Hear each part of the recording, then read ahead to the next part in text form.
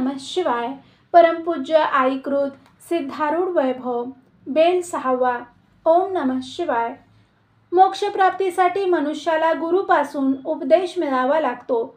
उपदेश म्हणजे भक्ती मार्गाकडे मनाचा मोर्चा वळविणे हे होय. शाळेत नाव लिहिल्यावर जशी त्या मुलाची जबाबदारी गुरुजी घेतात, त्याप्रमाणे गुरुला शरण गेल्यावर शिष्याला आडमार्गावरून सरळ मार्गावर आणण्याची जबाबदारी गुरु घेतात. शिष्याची गुरुवर अढळ श्रद्धा असेल तरच शिष्य अत्यादराने गुरुने सांगितलेल्या मार्गाचे आक्रमण करतो आणि त्याप्रमाणे त्यास फळ मिळते. नाहीतर खडकाळ जमिनीवर पेरलेल्या बीजाप्रमाणे उपदेश वाया जातो. म्हणून उपदेश देण्यापूर्वी शिष्याच्या अधिकाराची गुरु नाना प्रकारे परीक्षा पाहत असतात. महाराजांकडे एके दिवशी एक शेठ आला आणि म्हणाला, महाराज, मला उपदेश द्या. शेठची परीक्षा पाहण्यासाठी महाराज म्हणाले, अहो शेठ, तुम्ही उपदेश द्या म्हणता, पण त्याकरता 5 रुपये खर्च येणार. त्यावर शेठ काही एक बोलला नाही. थोड्या वेळाने पुन्हा तो म्हणाला, महाराज, मला उपदेश द्या. बेंगळूरहून परस्पर मुंबईला न जाता यासाठी मी मुद्दाम येथे आलो आहे. तोच महाराजांनी आपल्या एका शिष्याला बोलावले. तुझ्याजवळ 5 रुपये आहेत काय? यांना उपदेश द्यायचा आहे, असे म्हटले. तो शिष्य चतुर होता. स्वामींच्या बोलण्यातील खुबी त्याने लगेच जाणली. माझ्याजवळ नाहीत महाराज, असे त्याने उत्तर दिले. गुरुपेक्षा शिष्य शहाणा असावा अशी जी म्हण आहे, त्याचा अर्थ हाच होय. उपदेश घेणारा इसम उठून उभा राहिला आणि म्हणाला, महाराज, मला सत्वर उपदेश द्या, नाहीतर माझी गाडी चुकेल. आजच्या आज मला मुंबईला गेलेच पाहिजे. तेव्हा महाराज म्हणाले, तुमच्याजवळ गाडीच्या खर्चापेक्षा अधिक पैसे आहेत का? त्याने होय असे उत्तर दिले. महाराज म्हणाले, किती आहेत? शेठ म्हणाले, 75 रुपये. महाराज हसत म्हणाले, अहो शेठजी, तुमच्याजवळ एवढे रुपये असून उपदेश घेण्यासाठी 5 रुपये चटकन काढून देऊ शकला नाहीत, हे कसे? गुरु उपदेशास पात्र व्हायचे तर शिष्याने गुरुला सर्वस्व अर्पण करण्यासाठी तयार असावे लागते. केवळ 1.25 रुपया ठेवून गुरुचा चेला होता येत नाही. गुरुच्या केवळ उपदेशाने मला फायदा झाला नसून काया, वाचा, मन सर्व काही गुरुला अर्पण केल्यावरच मी कृतार्थ झालो आहे. आता तुमची गाडीची वेळ होत आली. तुम्ही लवकर जाण्यास निघा. उपदेशाबद्दल पुढे विचार करता येईल.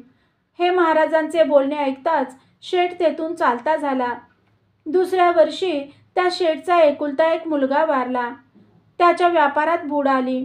बायको भांडून आपल्या माहेरी खानदेशाला निघून गेली. या सर्व कारणाने उद्वेग होऊन शेठला चैन पडेनासे झाले. तेव्हा तो पुन्हा महाराजांच्या दर्शनार्थ आला.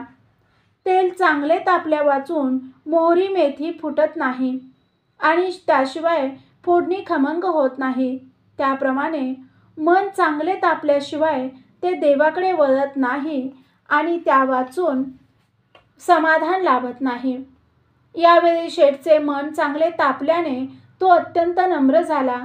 त्याने महाराजांना साष्टांग नमस्कार घातला आणि म्हणाला, महाराज, मला एक वेळ आपल्या चरणी थारा द्या. या उपर आपले चरण सोडून मी कोठेही जाणार नाही.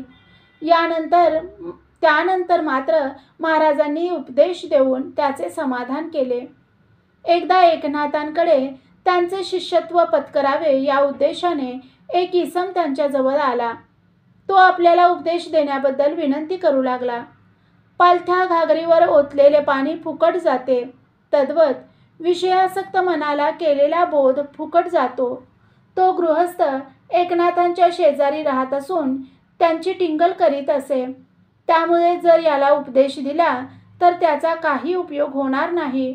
म्हणून मुद्दाम तो दिवस टाळण्यासाठी एकनाथांनी आजचा दिवस चांगला नाही, तेव्हा पुढे उत्तम दिवस पाहून तुम्हाला कळवेन, असे सांगून त्यांनी त्याची पाठवणी केली. 2 वर्षानंतर एके दिवशी पुन्हा तो गृहस्थ येऊन उपदेश द्या, उपदेश द्या असे म्हणून विनवू लागला. तेव्हा उद्या सकाळी 8 वाजता या, असे एकनाथांनी सांगितले. दुसऱ्या दिवशी घरातील मंडळींना, तुम्ही पूजेचे सर्व साहित्य तयार ठेवा, पण पाणी मात्र ठेवू नका, असे एकनाथांनी सांगितले. इतक्यात उपदेश घेणारा गृहस्थ आला. एकनाथांच्या ओटीवर मांडी घालून स्वस्थ बसला. आधी ठरवून ठेवल्याप्रमाणे एकनाथ म्हणाले, आज या मंडळींना झाले तरी काय? पूजेचे सर्व साहित्य आणले, पण पाणी ठेवले नाही. असे म्हणून तांब्या घेऊन ते आत बाहेर फिरू लागले. एकनाथ जेव्हा बाहेर आले तेव्हा तो गृहस्थ म्हणाला, महाराज, मला उपदेश कधी देणार? एकदाचा उपदेश द्या, म्हणजे निश्चिंतपणे शेताकडे जाण्यास मला बरे पडेल. एकनाथ म्हणाले, अहो, 2 वर्षापासून तुम्ही मला उपदेश द्या पाठीशी लागलात, पण पूजेला पाणी हवे म्हणून तांब्या घेऊन मी केव्हापासून आत बाहेर फिरतो आहे. हे प्रत्यक्ष पाहून सुद्धा आपण पाणी आणतो असे म्हणू शकला नाही. वास्तविक तुम्ही सोवळ्यात होता तेव्हा लगेच उठून पाणी आणले असते तर आज तुम्हाला उपदेश मिळालाच असता. आळसामुळे केवळ 50 पावलावर असलेले फुकटचे पाणी जर तुम्ही आणू शकला नाही तर उपदेश घेऊन गुरुच्या सेवेसाठी काया वाचा मन धन हे झिजवणे तुम्हाला कसे साधेल? अजून तुमच्या ठिकाणी उपदेशाची तयारी दिसत नाही, तेव्हा पुढे पाहू, असे सांगून एकनाथांनी त्याला पाठवून दिले. एकनाथ रात्री सर्वत्र सामसूम झाल्यावर रामायण लिहित असत. एके दिवशी सीताशुद्धीला जाण्यासाठी मारुतीने उड्डाण केले. हा मजकूर लिहित असता एकनाथांनी पण उड्डाण केले. ते जाऊन शेजारच्या अंगणात पडले. शेजारचा गृहस्थ बाहेर ओटीवर निजला होता. आवाज ऐकून तो एकदम जागा झाला. जवळ जाऊन पाहतो तर त्याला एकनाथ दिसले, पण एकनाथांच्याबद्दल त्याला काहीच उलगडा होईना, कारण ते देहभानावर नव्हते. जेव्हा त्याने हातातील कागद व त्यावरील सीताशुद्धीचा मजकूर पाहिला तेव्हा त्याला साधारण कल्पना आली. त्यावर त्याने एकनाथांच्या टाळूवर पाणी घातले, डोळ्यांना पाणी लावले, तरी ते भानावर आले नाहीत. शेवटी त्या गृहस्थाने एकनाथांना आपल्या पाठीवरून नेऊन घरी पोहोचविले. त्यानंतर ते भानावर आले. त्या क्षणी त्या गृहस्थाने त्यांना साष्टांग नमस्कार घातला. तेव्हापासून त्या गृहस्थाला त्यांच्याविषयी आदर वाटू लागला. पुढे एके दिवशी त्याने एकनाथांच्याकडे उपदेश मागितला असता एकनाथांनी त्याला उपदेश देऊन कृतार्थ केले. ज्याच्या ठिकाणी निष्ठेचा ओलावा असतो त्यासच संत उपदेश करतात. वाऱ्याच्या झुळकीसरशी उडणाऱ्या गवताच्या काडीप्रमाणे असणाऱ्या निष्ठेला संतांजवळ स्थान नाही, कारण निष्ठेशिवाय उपदेश फलद्रूप होत नाही. गुरुपाशी अनुग्रह घेतला आणि त्यांची थोडीशी मर्जी संपादली की त्यांच्या सहवासात राहायला मिळते असे कित्येक जण समजतात. त्यामुळे ज्यांना कोठे थारा नाही ते आपल्याला आरामात राहायला मिळेल म्हणून गुरुजवळ अनुग्रह घेण्याचा प्रयत्न करतात. त्याप्रमाणे राहिलेले समर्थांच्या सानिध्यात पुष्कळसे लोक होते. त्यापैकी एकाला बरोबर घेऊन एके दिवशी समर्थ निघाले. कारण तो ब्राह्मण प्रपंच त्रासदायक असून परमार्थ म्हणजे आरामीचा असे समजत असे. समर्थांच्या बरोबर फिरण्यात त्याला कधी थंडीचा कधी उन्हाचा त्रास होई, कधी गावात तर कधी जंगलात फिरावे लागे, कधी पानगे खायला मिळत तर कधी उपास घडे. त्यामुळे थोडक्याच दिवसात त्याला समर्थांचा सहवास नकोसा वाटू लागला. कष्ट करण्याची तयारी नसल्यामुळे तो घरी जाऊ शकला नाही. पुढे एके दिवशी श्री तुकारामांची कीर्ती त्या ब्राह्मणाच्या कानावर आली. तेव्हा तो कोणासही नकळत देहूला गेला आणि महाराज मला अनुग्रह द्या असे म्हणाला. तेव्हा तुकोबा म्हणाले, तू यापूर्वी कोणाचा अनुग्रह घेतला होतास का?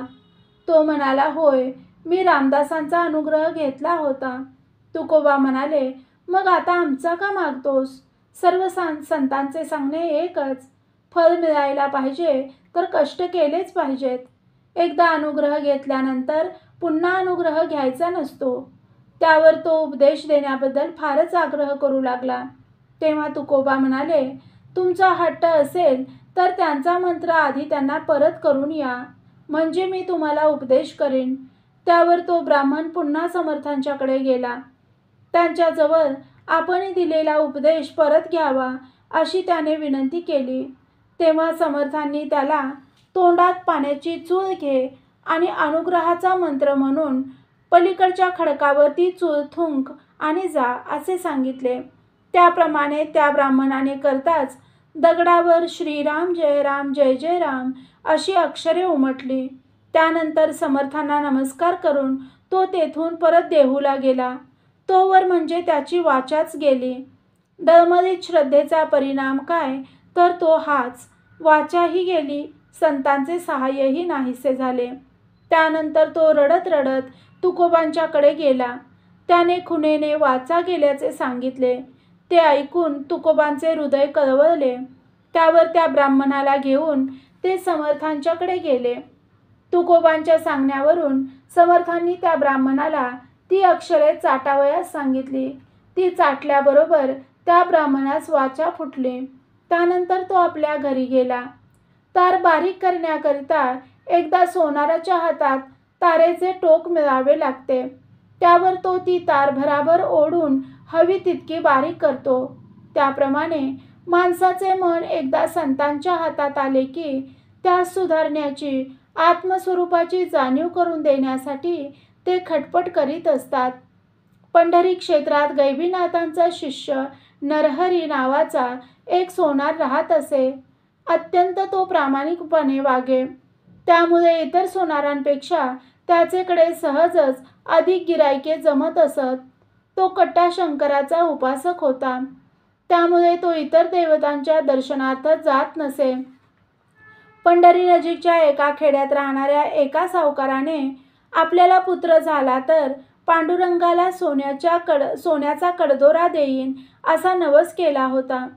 त्याची इच्छा पुरी झाल्यावर पांडुरंगाला कडदोरा करण्याकरिता तो सावकार एके दिवशी नरहरी सोनाराकडे गेला. त्याने कडदोऱ्याचे माप व सोने त्यांच्या स्वाधीन केले.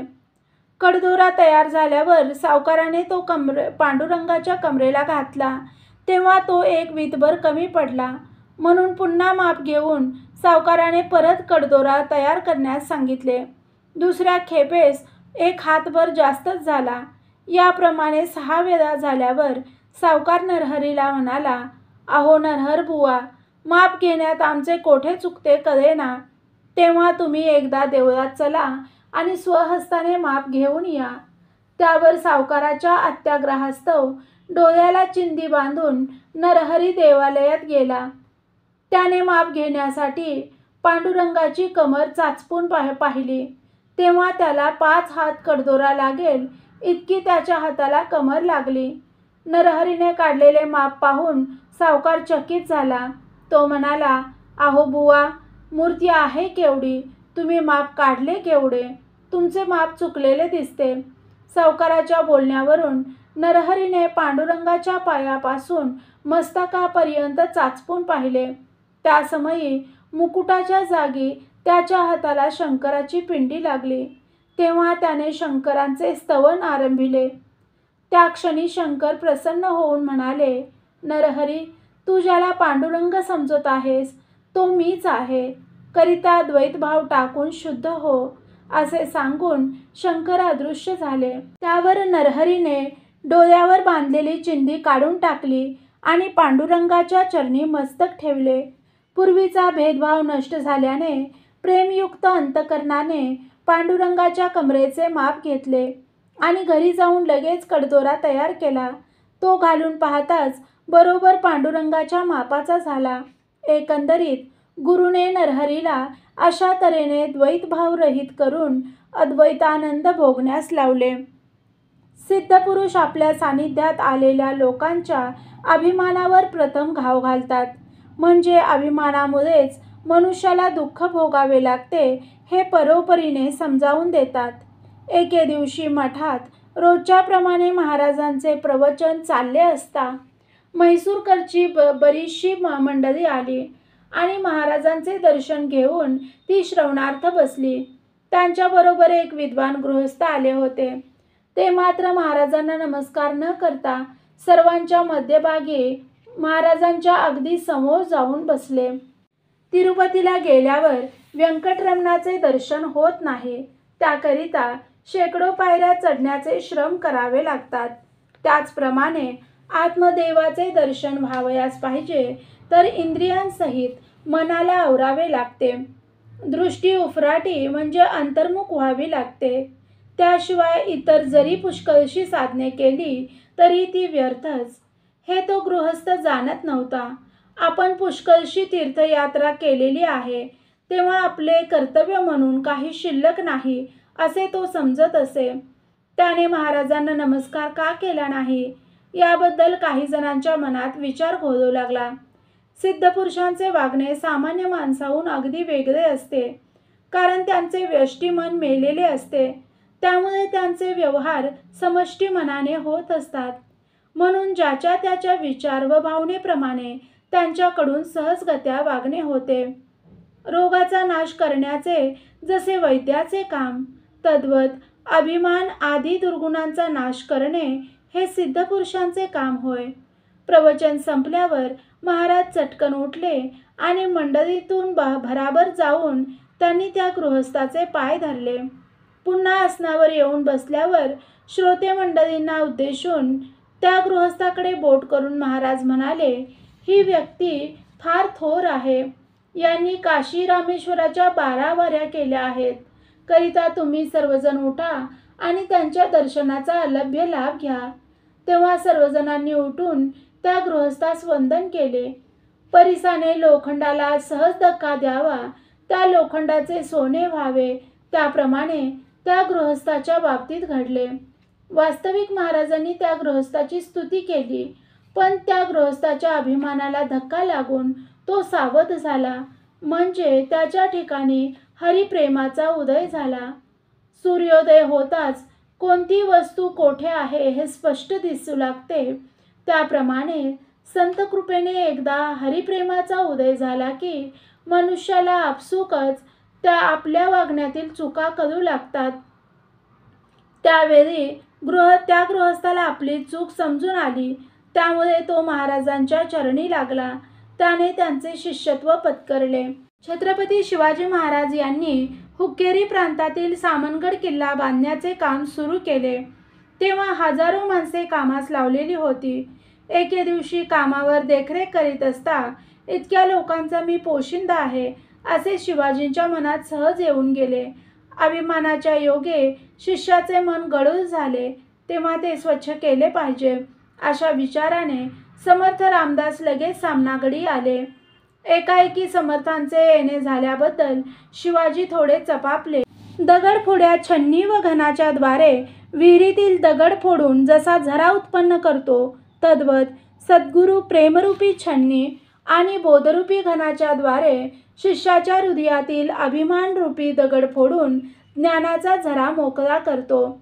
समर्थ म्हणाले, शिवबा चल बांधकाम कसे काय चालले आहे ते पाहू. त्यावर शिवाजी समर्थांसह ठिकठिकाणी पाहत चालले. शिवाजी आपल्या तंद्रीत असल्याचे जाणून समर्थ म्हणाले, शिवबा खरोखर तुझी योग्यता काय वर्णावी. कामगार लोकांकडे बोट करून ते म्हणाले, आज या गरिबांवर जर तू दया केली नसतीस तर बिचारे अन्ना वाचून खास मेलेच असते. एका दगडाकडे बोट करून, शिवबा हा दगड फोडण्यास जरा वडार लोकांना सांग पाहू असे ते म्हणाले. दगड दुभंगताच त्यातून एक बेडकी टुनदिशी उडी मारून बाहेर पडली. समर्थ म्हणाले, शिवबा काय तुझी योग्यता. या बेडकीला खडकात देखील पाणी मिळण्याची व्यवस्था केलीस.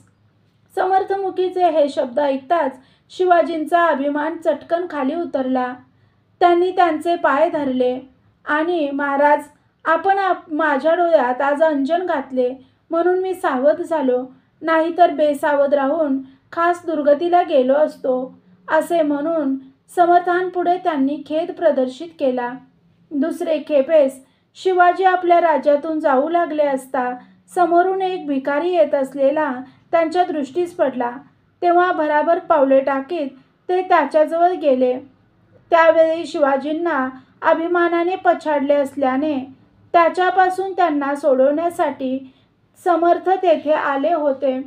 पण यावेळी शिवाजींना त्यांची ओळख पटली नाही. यत्किंचित भिक्षेकरी असे समजून त्यांना शिवाजी म्हणाले, अहो बाबा माझे नाव शिवाजी असून मी या राज्याचा राजा आहे. तेव्हा तुम्हाला काही हवे असल्यास सांगा. त्यावर समर्थ म्हणाले, शिवबा, मी तुझा गुरु आहे, तेव्हा तुलाच काही हवे असल्यास तू मला सांग. अभिमानाच्या गुंगीत असलेल्या शिवाजींनी मला काही नको असे उत्तर दिले. पुढे ते म्हणाले, राजा तुमचा शिष्य असता तुम्ही भिक्षा मागून खाणे योग्य दिसत नाही. तेव्हा यापुढे आपण भिक्षा मागणे सोडून द्या. माझ्या वाड्यात आनंदाने हवे तितके दिवस राहा. त्यावर समर्थांनी, शिवबा, मला तुझे राज्य हवे आहे, तेव्हा देशील का असे विचारले. यावेळी मात्र शिवाजींना समर्थांची ओळख पटली. त्यामुळे ते चपापले. त्यांना लगेच आपली चूक समजून आली. त्यानंतर एका कागदावर, आजपासून माझे राज्य आपणास अर्पण केले आहे असा मजकूर लिहून तो कागद त्यांनी समर्थांच्या झोळीत टाकला आणि त्यांनी समर्थांपुढे साष्टांग नमस्कार घातला. त्यावर ते त्यांच्या पुढे मस्तक नमवून हात जोडून उभे राहिले आणि म्हणाले, महाराज, आता हे राज्य आपले असून मी आपला सेवक आहे. तेव्हा समर्थ म्हणाले, शिवबा, आता मी राजाही आहे आणि साधूही आहे. तू सेवक झाला म्हणतोस तर चल माझ्याबरोबर. असे म्हणून समर्थ त्यांना निर्जन स्थानी घेऊन गेले. त्यांनी आपण आणलेली भिक्षा झोळीतून बाहेर काढली आणि शिवाजींबरोबर ते खावयास बसले. खाता खाता ते शिवाजीला उद्देशून म्हणाले, शिवबा, तुझे राज्य मला अर्पण केलेस म्हणून ते राज्य आता माझे झाले.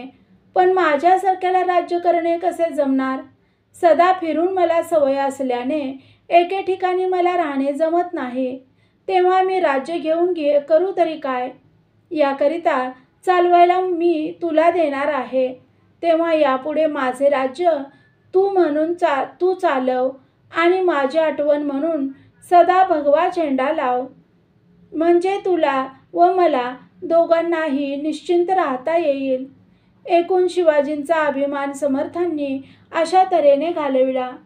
समर्थ शिवाजी यांच्यासारखी जोडी म्हणजे गुरुला सर्वस्व अर्पण करणारा शिष्य आणि शिष्याकडून काहीच अपेक्षा न करणारा गुरु हे जगात पाहावयास मिळणे फारच दुर्मिळ होय. सर्व जातीचे तसेच सर्व समाजाचे लोक येत असत. त्या सर्वांशी महाराजांची समतेची वागणूक असे. जुन्या हुबळीत मुत्या नावाचा एक महार राहत असे. त्याची महाराजांवर अत्यंत भक्ती होती. पंढरीत विठोबाच्या देवळाचे आवार झाडण्याचे काम चोख्या मेळ्याने घेतले होते. त्याप्रमाणे मठाचे आवार झाडण्याचे काम मुत्या करीत असे. त्याच्या मुखात नेहमी शिवाय नमः हा मंत्र खेळत असे. कोणी काही प्रश्न केला तर तो प्रथम शिवाय नमः असे म्हणून त्यांना उत्तर देई. जो भेटेल त्याला शिवाय नमः म्हणून तो हात जोडी. एके दिवशी दुपारच्या वेळी मुथ्या मठाजवळच्या एका आंब्याच्या झाडाखाली बसून मोठमोठ्याने गळा काढून रडू लागला. त्याचा तो आर्तध्वनी शयनगृहात विश्रांती घेत असलेल्या महाराजांच्या कानी पडला. पाणी जसे उतरत्या जागी वाहत असते तद्वत शुद्ध भाव ज्या ठिकाणी असेल त्याकडे सिद्धपुरुष वळतात. त्या क्षणी महाराज उठले आणि त्याच्याजवळ जाऊन, मुथ्या, काय झाले रे तुला रडायला असे त्यांनी विचारले.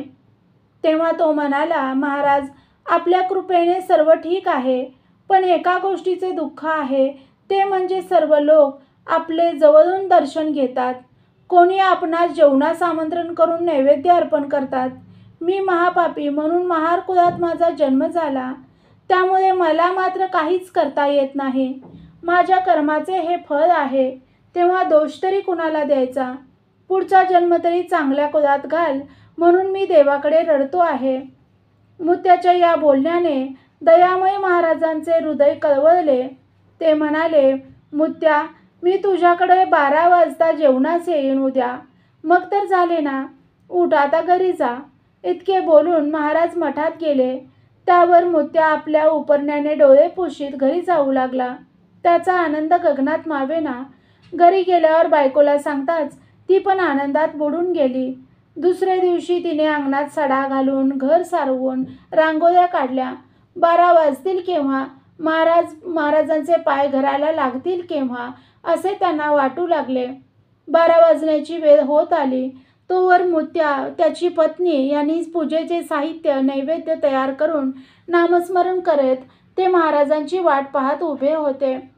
मठात रोज महाराज 11:30च्या सुमाराला जेवण झाले की विश्रांतीसाठी शयनगृहात जात. त्या समयी आनेरामाप्पा व खंडे भीमाप्पा हे दोघे दरवाजाच्या बाहेर पहारा करीत. महाराजांची विश्रांती घेऊन झाल्यावर ते शयनगृहात जाऊन त्यांच्या सेवेत तत्पर राहत असत. अशा प्रकारे बंदोबस्त पहारा असून सुद्धा मुत्याला वचन दिल्याप्रमाणे महाराज ठरल्या वेळी मुत्याच्या घरी गेले. महाराजांना पाहताच त्या उभयतांचा आनंद गगनात मावेनासा झाला. त्या भाविक पती-पत्नीने महाराजांना मांडलेल्या आसनावर बसण्याची विनंती केली आणि त्यांची षोडशोपचारे पूजा करून त्यांना नैवेद्य अर्पण केला. चंद्रोदय होताच समुद्र जसा उचंबळून येतो त्याप्रमाणे त्या उभयतांची भक्ती पाहून महाराजांचे हृदय प्रेमाने भरून आले. भोजन संपल्यावर महाराज हात धुण्यासाठी जेव्हा बाहेर आले तेव्हा सिद्ध्या नावाचा महाराजांचा एक शिष्य भिक्षा मागून मठाकडे जात होता. त्यास महाराजांना पाहिल्यासारखे वाटले, पण जे मनी ते ध्यानी असे म्हणतात त्याप्रमाणे आपल्या अंतर्यामी महाराजांचा ध्यास असल्याने ते दिसल्याचा भास आपणास झाला असावा अशा समजुतीने तो तसाच पुढे निघाला. त्यावर पुरी खात्री करून घेऊन मगच जावे असे वाटल्यावरून पुन्हा तो मुत्याकडे आला. तुझ्याकडे महाराज आले होते का असे त्याने मुत्याला विचारले. त्यावर मुत्याने खरी हकीकत त्यास सांगितली. त्यानंतर मठात येऊन सिद्ध्याने आपण पाहिलेले आणि ऐकलेले वर्तमान सर्वांपुढे सांगितले. परंतु महाराजांचे शयनगृहाचे दार बंद असून रामप्पा भीमप्पा दोघेही दाराशी बसलेले असल्यामुळे सर्वांनी त्याला मूर्खात काढले. उत्तर हिंदुस्थानातील मटण या गावी राहणारे महात्मा परमानंदजी हे रस्त्यावरून चालले असता एक इसम कोकरू घेऊन चालला होता. वाटेवर परमानंदजींना पाहून तो म्हणाला, ए बाबा, हे कोकरू खांद्यावर घेऊन माझ्याबरोबर चल. त्याप्रमाणे कोकरू घेऊन परमानंदजी त्याच्या मागोमाग जाऊ लागले. वाटेत परमानंदजी त्या इसमाला विचारू लागले, महाराज, या कोकराला घेऊन जाऊन तुम्ही काय करणार आहात? तेव्हा इसमाने उत्तर दिले, साहेब बहादुरांकरता त्याचे मांस शिजवायचे आहे. हे शब्द ऐकता क्षणी महात्मा परमानंदजींचे शरीर थरथर कापू लागले. डोळ्यातून अश्रुधारा वाहू लागल्या. कंठ सद्गतीत झाला. पाय पुढे चालवेनासे झाले. त्यावेळी ते डेऱ्याजवळ पोहोचले होते. त्यांची स्थिती पाहून साहेबांचा नोकर ओरडून म्हणाला, अरे, तुला काय झाले आहे कापायला? तुझे मास्तर नाही ना शिजवायचे? इतक्यात साहेब बहादूर बाहेर आले. त्यांना पाहताच परमानंदजी म्हणाले, महाराज, या कोकराने आपला काय अपराध केला आहे म्हणून याला ठार मारायचे? हे जंगलातील चारा खाऊन आपली उपजीविका करते. नदी नाल्याचे पाणी पिऊन आपली तृष्णा भागवते. शिवाय आम्हाला थंडी वाऱ्यापासून वाचवण्यासाठी अंगावरील गरम लोकर देते. त्यावर नोकर क्रोधाने लाल होऊन म्हणाला, बस कर तुझे ब्रह्मज्ञान. परमानंदजी पुन्हा म्हणाले, महाराज, कृपा करून कोकराला सोडून द्या. त्याच्या बदली मी माझे मांस देतो, ते ग्रहण करा. असे म्हणून स्वतःचे मांस देण्याकरिता सुरीसारख्या हातधाऱ्यासाठी ते इकडे तिकडे न्याहाळू लागले. मुखाने कोकरावरील संकट दूर करण्यासाठी परमेश्वराची विनवणी करू लागले. त्यासमयी त्यांच्या मुखावरील अप्रतिम तेज पाहून साहेब बहादूर व त्यांचे नोकर परमानंदजींना शरण आले. घडलेल्या प्रमादाबद्दल माफी मागून कोकराला न मारण्याचे त्यांनी कबूल केले. महाराजांच्या सानिध्यात साधनाभ्यासाकरता राहिलेला एक शिष्य त्यांच्या आज्ञेनुसार रोज 5 घरी भिक्षा मागून अर्धी भिक्षा महाराजांना व अर्धी आपण जेवीत असे. हा नेम त्याचा काही दिवस सुरळीत चालला. पुढे एके दिवशी भिक्षा मागून मठात परत येतेवेळी भूक लागली म्हणून त्याने वाटेत त्यातील थोडी भिक्षा सेवन केली. मुलांना योग्य वळण लावण्यासाठी आईबापांना कधी कधी नरम कधी गरम वर्तन ठेवावे लागते. त्याप्रमाणे शिष्यांना सुपथावर आणण्यासाठी गुरुला कधी नरम तर कधी गरम वर्तन ठेवावे लागते. सिद्धपुरुष जगाच्या व्यवहारात बहुशः लक्ष घालीत नाहीत. जेव्हा त्यांना दुसऱ्याचे हित करायचे असते तेव्हाच ते आपले लक्ष त्याकडे पुरवीत असतात. मठात आल्यावर रोजच्या नेमाप्रमाणे जेव्हा त्याने महाराजांच्या पुढे भिक्षा नेऊन ठेवली तेव्हा महाराज एकही शब्द न बोलता चटकन उठून आपल्या शयनगृहात गेले. उद्यापासून माझ्या आज्ञेशिवाय भिक्षेला जायचे नाही असा त्यांनी त्यास निरोप पाठवला. महाराजांच्या आज्ञेशिवाय भिक्षेला जायचे नाही, मठातील अन्नही सेवन करायचे नाही असे ठरले. इतकेच नव्हे तर महाराजांनी त्याच्याशी अबोला धरला. त्यामुळे शिष्य मोठ्या पेचात पडला. 7 दिवस लोटल्यावर 8व्या दिवशी तो अत्यंत गळगळीला येऊन महाराजांच्या पुढे गडबडा लोळू लागला. तेव्हा महाराजांनी पुन्हा त्यास भिक्षेला जाण्याची आज्ञा केली. गुरु वेदधर्म हे एके दिवशी आपल्या शिष्यांना म्हणाले, आणखी थोड्या दिवसांनी मला गलित कुष्ठ होणार आहे. तो रोग मला 21 वर्षेपर्यंत पीडा देईल. ती व्याधी अत्यंत वाईट असल्याने माझ्याकडे नुसते पाहून देखील तुम्हाला माझी किळस येईल. करिता तत्पूर्वी तुम्ही माझ्या सहवासाचा त्याग करून घरी जाणे बरे. हे गुरूंचे बोलणे ऐकताच सर्व शिष्यगण भिवून आपापल्या घरी निघून गेले. एकटा दीपक नावाचा शिष्य मात्र काही झाले तरी गुरुचरण सोडायचे नाही अशा निश्चयाने तेथेच राहिला. पुढे काही दिवसांनी गुरूंना ती व्याधी जडली. त्यांच्या अंगातून पू वाहू लागला, किडे पण दिसू लागले. तरी देखील दीपक तीळ मात्र न कंटाळता अत्यंत प्रेमाने गुरु सेवा करी. दीपक सकाळी उठल्यापासून रात्री निजेपर्यंत गुरुसेवेत तत्पर राही. तरी गुरु त्याची परीक्षा पाहण्याकरता त्याच्या प्रत्येक कामाला नावे ठेवीत. सारी रात्र जागरण करावी लागे. तरी दीपकचा उत्साह तिळमात्र कमी झाला नाही. दीपक रोज भिक्षा मागून गुरूंपुढे ती ठेवत असे. त्यावेळी गुरु, आज भिक्षा कमी का आणली? तुझा चेहरा टवटवीत दिसतो, तू वाटेत जेवून आला असशील असे म्हणून त्याला शिव्या देत. कधी कधी तू भिक्षा जास्त का आणली? आज भाजी का आणली नाही? तू ताकच आणत नाहीस. हल्लीपेक्षा तुझ्या सेवेत पुष्कळ फरक दिसून येत आहे. तुला सेवेचा कंटाळा आला असेल तर घरी गेलास तरी चालेल. अशा प्रकारे दीपकला वरचेवर गुरु बोलत असत. तरी त्यांच्या सेवेत कधीच हयगय झाली नाही. एके दिवशी दीपक स्नानार्थ गेला असता तेथे त्याला ब्रह्मा विष्णू महेश्वर प्रसन्न झाले आणि म्हणाले, दीपक, तुझी गुरुभक्ती पाहून आम्ही संतुष्ट झालो आहोत. करिता हवा तो वर मागून घे. तेव्हा दीपक म्हणाला, तुम्ही जरा थांबा. काय मागायचे ते माझ्या गुरूंना विचारून घेऊन सत्वर परत येतो. त्यावर दीपक धावत गुरूंजवळ गेला आणि म्हणाला, महाराज, देव आले आहेत, वर माग असे म्हणत आहेत. त्यांना आपली प्रकृती नीट करण्यास सांगू का? तेव्हा रागाचा आव आणून गुरु म्हणाले, दीपक, माझी सेवा करून तुला कंटाळा आला असेल तर तू आत्ताच्या आत्ता घरी जा. मला देव नको, धर्म नको आणि तुझी सेवा पण नको. हे गुरुवाक्य ऐकताच दीपक देवाकडे परत न जाता रोजच्या सेवेत निमग्न झाला. पुढे गुरूंनी त्याच्यावर कृपा करून त्यास कृतार्थ केले. शिवाजी राजे दर गुरुवारी समर्थांचे दर्शन घेतल्याशिवाय भोजन करीत नसत. समर्थ बहुत करून तुटलेल्या कड्यावर, कधी घोर जाळीत तर कधी दुर्गम गुहेत असावयाचे. एके दिवशी राजे समर्थांच्या दर्शनार्थ निघाले असता ते महाबळेश्वराच्या रानात असल्याचे त्यांना समजले. समर्थ दर्शनार्थ कितीही कष्ट पडले तरी त्याची त्यांना खंत वाटत नसे. शिवाजींनी समर्थांचा पुष्कळ शोध केला, पण दिवस मावळला तरी त्यांचा पत्ता त्यांना लागला नाही. शेवटी काही सेवकांसह ते मशाली घेऊन निघाले. घोर जंगल असल्याने बरोबरीच्या माणसांची आणि त्यांची चुकामुक होऊन ते एकटेच फिरू लागले. इतक्यात एका गुहेतून जोरजोरात विव्हळल्याचा आवाज ऐकू आला.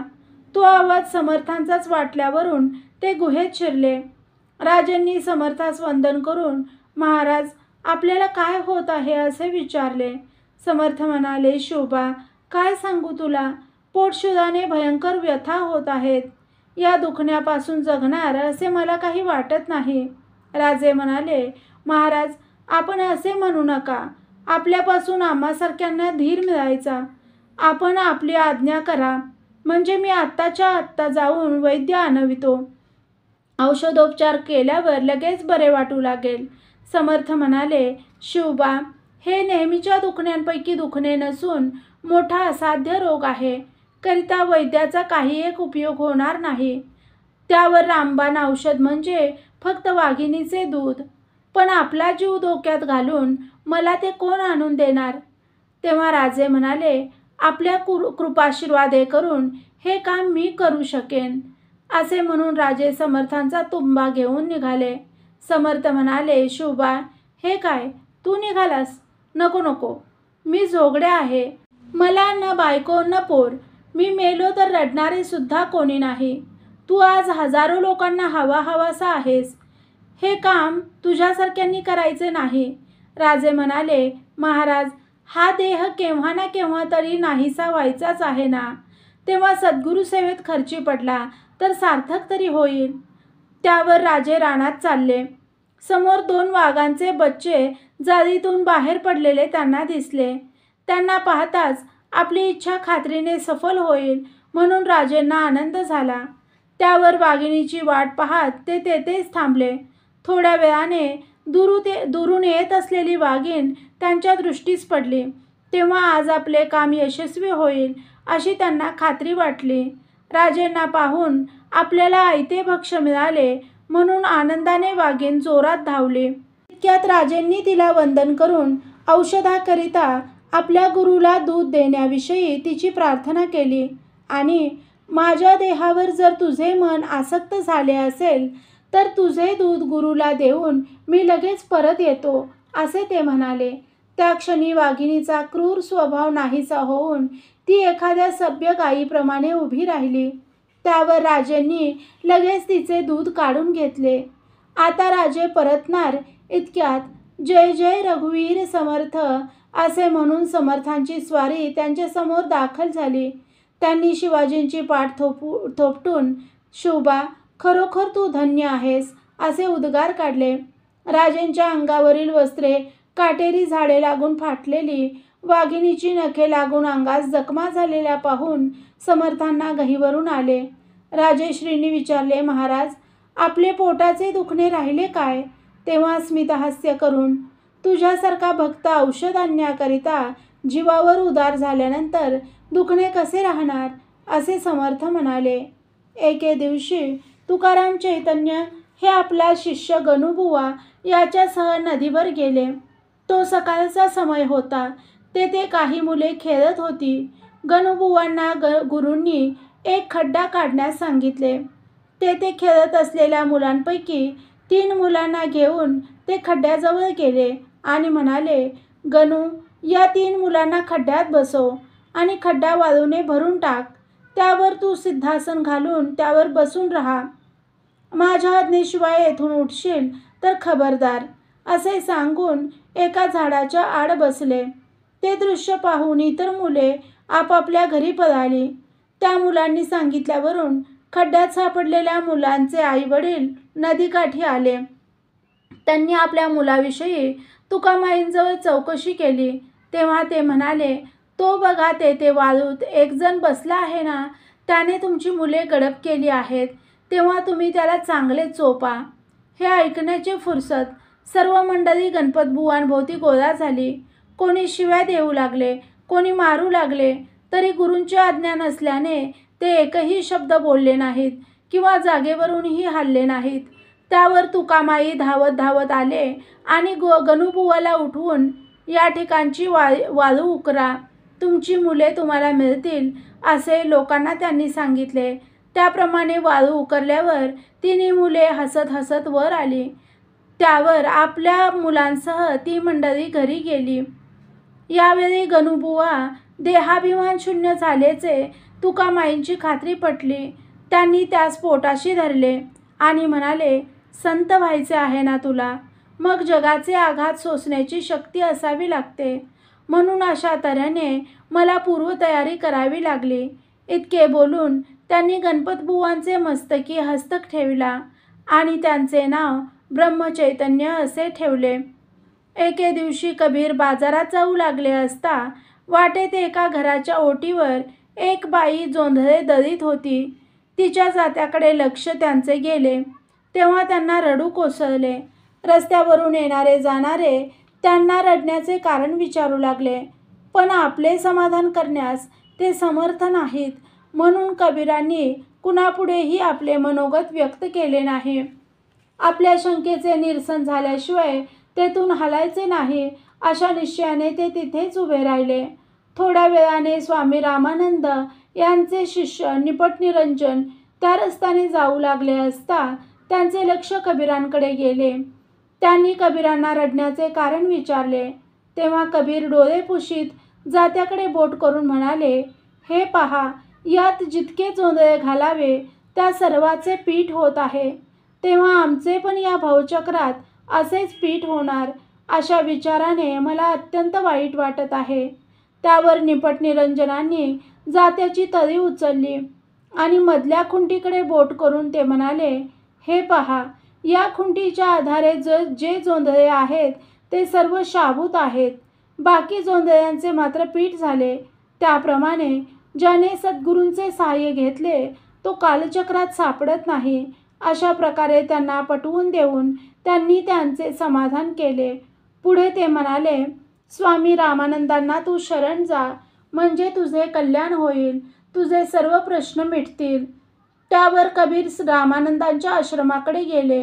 कबीर हे जातीने यवन आहेत हे समजताच रामानंदांच्या शिष्यगणापैकी एकाने, तू नीच जातीचा आहेस, तेव्हा आमचे गुरु तुझा अंगीकार करणार नाहीत असे सांगून बाहेरच्या बाहेर पाठवून दिले.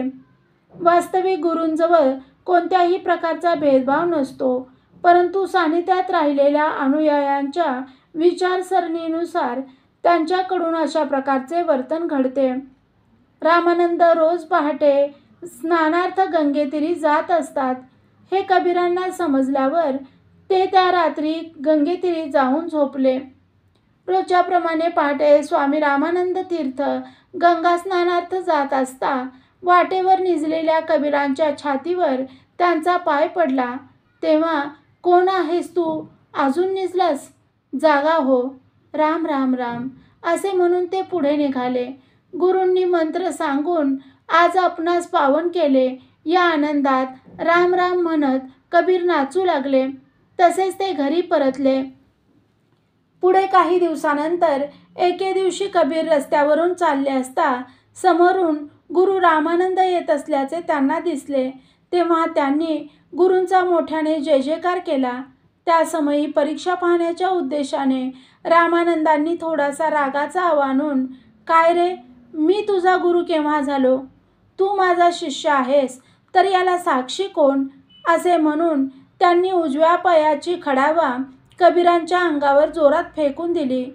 ती खडावा कबीरांच्या कपाळाला लागून मोठी खोक पडली आणि रक्ताची धार लागली. तरी गुरुप्रेमाने भरीत होऊन कबीरांनी ती खडावा आपल्या हृदयाशी धरली आणि नम्रपणे म्हणाले, महाराज, ही खडावाच साक्षी आहे. कबीरांचे हे शब्द ऐकता क्षणी रामानंदांचे हृदय प्रेमाने भरून आले.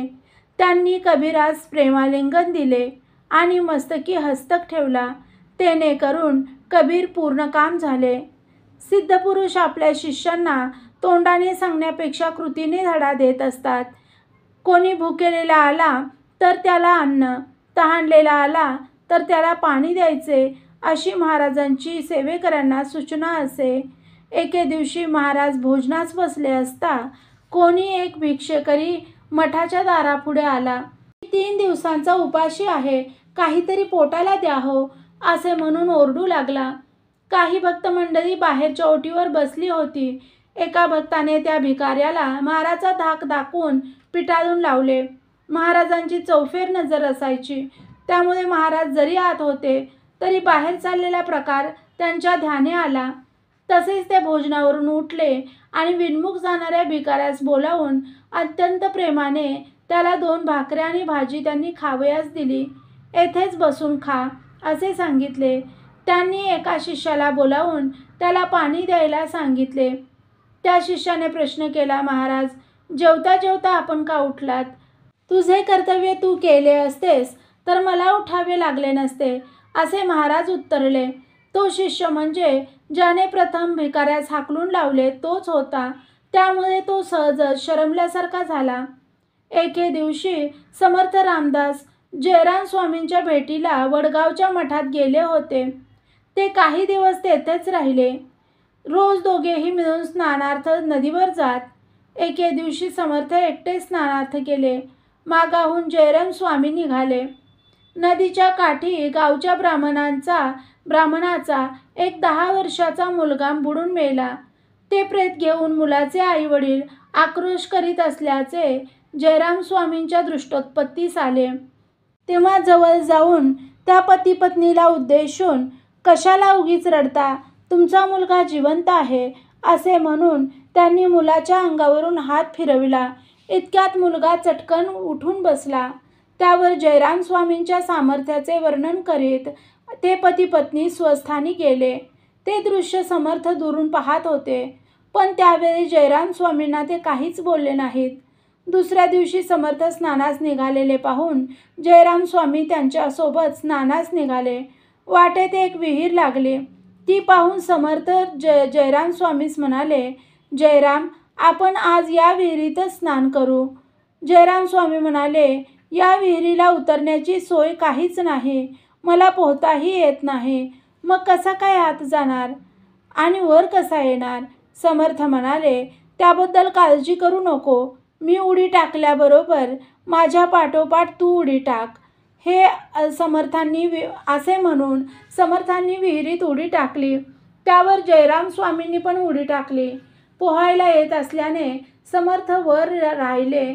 जयराम स्वामी तळास गेले. त्यावर समर्थ विहिरीतून वर आले, पण वडगावच्या मठास न जाता थेट चाफळास गेले. इकडे वडगावच्या मठात स्वामी स्नानाहून आले की नैवेद्य अर्पण करायचा म्हणून मंडळी वाट पाहत होती. 2 प्रहर उलटले तरी समर्थही आले नाहीत आणि जयराम स्वामी पण नाहीत. अखेर शिष्यमंडळी चहूकडे शोधाशोध करू लागले. गावभर, नदी तीर सर्व शोधून शेवटी उदास होऊन मठात परत आली. अखेर गोपाळबुवा चाफळास गेले. त्यांना तेथे समर्थांचे दर्शन झाले, पण जयराम स्वामी दिसले नाहीत. त्यांनी समर्थांना साष्टांग नमस्कार घातला आणि हात जोडून उभे राहिले. त्यांच्या डोळ्यावाटे अश्रू वाहत होते. त्यांनी समर्थांना विचारले, आमचे स्वामी कोठे आहेत? तेव्हा रागाचा आव आणून समर्थ म्हणाले, तुमचे स्वामी आम्हास काय ठाऊक, ते वडगावातच असतील. हे ऐकून गोपाळबुवास अधिकच रडू आले. समर्थाने विचारले, का रे गोपाळा, तुला इतके वाईट का वाटते? गोपाळबुवा म्हणाले, आपण आणि आमचे स्वामी स्नानार्थ मठातून बरोबर गेला होता. आपण परभारे चाफळास आला. आमच्या स्वामींचा 3 दिवस झाले पत्ता नाही. तेव्हा दुःख न करता काय करू? ते ऐकून स्मितहास्य करून, चल तर तुझ्या स्वामींचा शोध करू, असे म्हणून समर्थ निघाले. ते थेट विहिरीपाशी आले. त्यांनी जयरामा असे म्हणून हाक मारली. त्याने ओ दिल्यावर वर ये असे सांगितले. तेव्हा जयराम स्वामी कसे बसे विहिरीतून वर आले. त्यांनी समर्थांना साष्टांग नमस्कार घातला. त्यावर मला त्रिरात्र पाण्यात ठेवले, ही शिक्षा कशाबद्दल? असे म्हणून समर्थांना त्यांनी विचारले. समर्थ म्हणाले, बापा, तू मेलेली माणसे उठवू लागलास. आता दररोज एक मेलेले माणूस तुझ्या दारात येऊन पडेल. तू ते उठवीत जा, म्हणजे आम्ही तुला ब्रह्मदेवच म्हणू. हे समर्थांचे भाषण ऐकताच जयराम स्वामींनी या उपर आपल्या आज्ञेशिवाय काही एक करणार नाही असे त्यांच्या पुढे कबूल केले. शेगावचे गजानन महाराज यांना आपल्या घरी येण्याबद्दल आमंत्रण करायला एक भक्त आला होता, पण महाराजांच्या जवळ सांगण्याची त्याला छाती होईना. शेवटी त्याने निकटच्या भक्ताकडे आपला हेतू कळवला. तेव्हा महाराजांना उद्या तुमच्याकडे घेऊन येईन असे खात्रीपूर्वक त्याने सांगितले. दुसरे दिवशी चिलीम भरून देत असता निकटचा भक्त हळूच म्हणाला, महाराज, आपल्याला आज अमक्या गावी जावे लागणार, कारण महाराजांना तुमच्याकडे घेऊन येईन असे मी पाटलाला वचन दिले आहे. त्यावर महाराज एकही शब्द बोलले नाहीत. महाराज बहुतेक उघड्या अंगानेच फिरत असत. चुकून त्यांच्या अंगावर वस्त्र असायचे. आपले बोलणे खरे करण्याकरिता भक्त महाराजांच्या जवळ सारखी कुरकुर करू लागला. तेव्हा चल तर असे म्हणून नेसलेले वस्त्र फेकून देऊन महाराज बाहेर पडले. महाराजांसह भक्त स्टेशनवर पोहोचला. त्यावर तिकीट काढावयास गेला. तोवर इकडे महाराज बायकांच्या डब्यात जाऊन बायकांमध्ये बसले. कुणीतरी वेडा मनुष्य डब्यात बसला आहे म्हणून बायकांची धांदल उडाली. इतक्यात तिकीट घेऊन भक्त महाराजांना शोधित शोधित तिकडे येऊन पोहोचला. त्यांना पाहताच तो चपापला.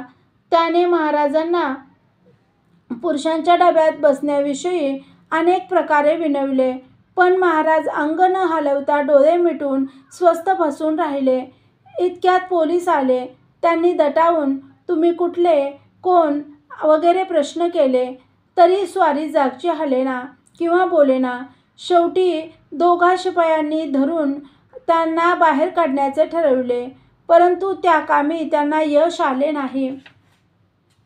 स्टेशन येताच महाराज चटकन खाली उतरले. त्यावर शिष्यही मागोमाग जाऊ लागला.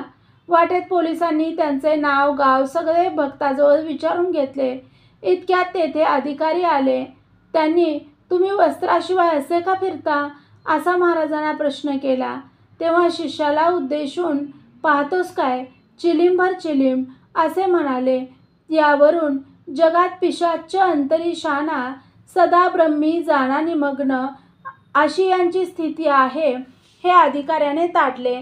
त्यावर पोलिसांना उद्देशून वास्तविक यांना सांभाळण्याची सर्व जबाबदारी निकडच्या भक्तांनी घेतली पाहिजे. जे काही घडले त्यात यांचा काही दोष नसून सर्व चूक शिष्याची आहे असे ते म्हणाले. तेव्हा महाराज म्हणाले, बरोबर, तुमचे म्हणणे अगदी बरोबर. याला चांगले प्रायश्चित्त द्या. त्यानंतर त्या शिष्याकडून 5 रुपये दंड घेऊन वरिष्ठांनी त्यास सोडून दिले. स्वस्थानी आल्यावर भक्ताने प्रश्न केला, महाराज आपण बायकांमध्ये जाऊन का बसलात? महाराज म्हणाले, तुझी फजिती करण्याकरिता. भक्त म्हणाला, माझ्याकडून कोणती चूक घडली? मला न विचारता तू भलताच कारभार केलास, तेव्हा तू शतमूर्ख आहेस. यापुढे तू सांगितलेले मी काही ऐकणार नाही असे महाराजांनी उत्तर दिले. सिद्धपुरुष जी काय आज्ञा करतात ती अंमलात आणणाऱ्यांचे कधीच अकल्याण होत नाही. एके दिवशी तुकाराम महाराजांना त्यांच्या एका भक्ताने जेवावयास बोलावले होते. स्वयंपाकघरात पाने मांडली होती. जेवता जेवता ते म्हणाले, तुम्ही सर्व जेवण उरकून घ्या. येथील सर्व सामान उचलून माझघरात नेऊन ठेवा. जेवणानंतर सर्व मंडळी सामान हलवू लागली. जेव्हा स्वयंपाकघर रिकामे झाले तेव्हा थोडा वेळ तिकडे कोणी जाऊ नका असे सर्वांना उद्देशून तुकाराम महाराज म्हणाले. इतक्यात स्वयंपाकघराची भिंत कोसळून धाडकन जमिनीवर कोसळली. गोंदवलेकर महाराज एके दिवशी रस्त्यावरून जाता जाता एका घरात शिरले. तेथे निजलेल्या दोघा इस्मांना उद्देशून, इकडे कोण निजले आहे? उठा उठा, जोरात वारा येत आहे, कदाचित घर कोसळण्याचा संभव आहे असे म्हणाले. तेव्हा एकटा खडबडून उठला आणि शेजारच्या अंगणात जाऊन निजला. दुसरा मात्र घर पडणार, बुवाला स्वप्न पडले वाटते असे म्हणून डोक्यापर्यंत पांघरून घेऊन निजला. मध्यरात्रीच्या सुमारास जोराने वारा सुटला आणि त्यासरशी खरोखर घर पडले.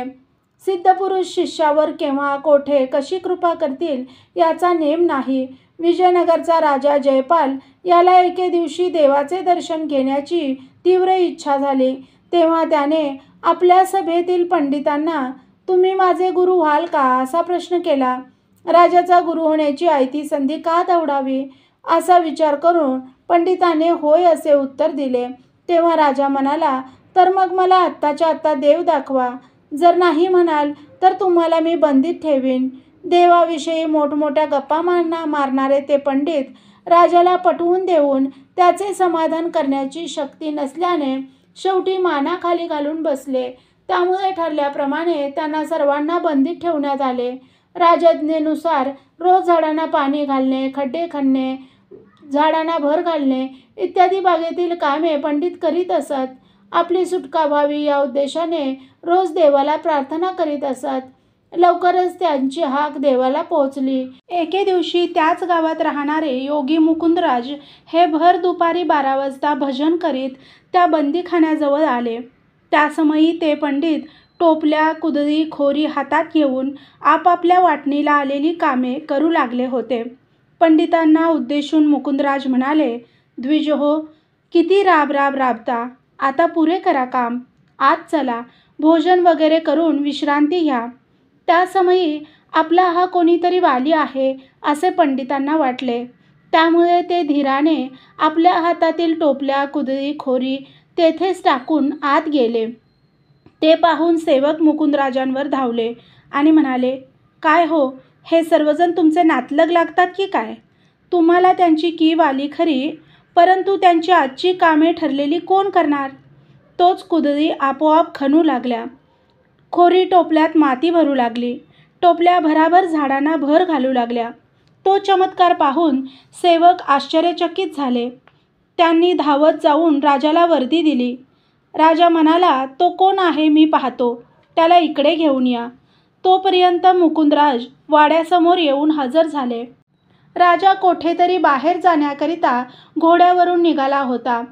त्यांना पाहून तो खाली उतरला आणि म्हणाला, तुम्ही माझे गुरु व्हाल काय? होय, त्यासाठीच तर मी आलो आहे, मुकुंदराज उत्तरले. त्यावर राजा म्हणाला, तर मग मला देव दाखवा. मुकुंदराज म्हणाले, प्रथम गुरु आज्ञेप्रमाणे शिष्याकडून सेवा घडली पाहिजे.